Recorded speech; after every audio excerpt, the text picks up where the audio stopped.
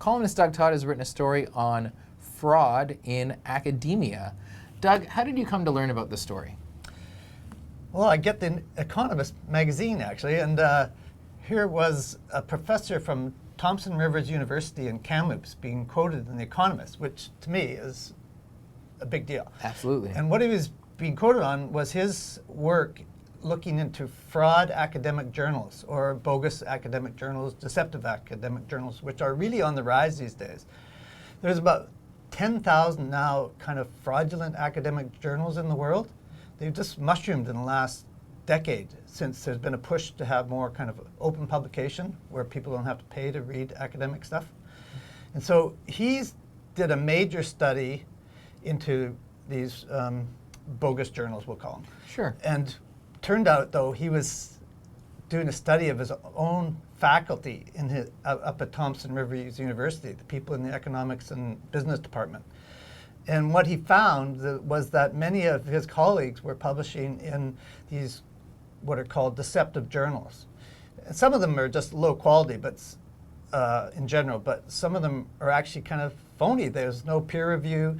The big deal is they take money to get people published. And it's becoming quite common. Most academics now are getting emails every week saying, oh, for $1,000 you can publish in our journal. It'll really help your reputation and you'll go through the, you'll climb the ladder. Sure. So what were the consequences for this professor publishing this kind of work? Yeah, it's really tricky to talk about, but what's happened to him in the last couple of months is he's been suspended from Thompson Rivers University. He's banned from the campus. He's not getting paid. And there is a human resources dispute going on with him. I know some of the details about it, but I'm not in a great position to report on it because the university somewhat justifiably is saying this is a personnel matter and we're not going to talk about it. So I focus more on deceptive scholarship, but framed it around what's happening to him. Who knows what's going to happen with him in the future? There's lots of accusations flying around, but what are some of the potential solutions that are being offered here to this problem if it's this widespread as you're saying?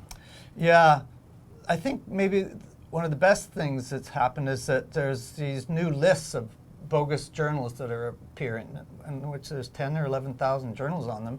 And so anybody who's doing any hiring in academia has got to be comparing those publications against the blacklists.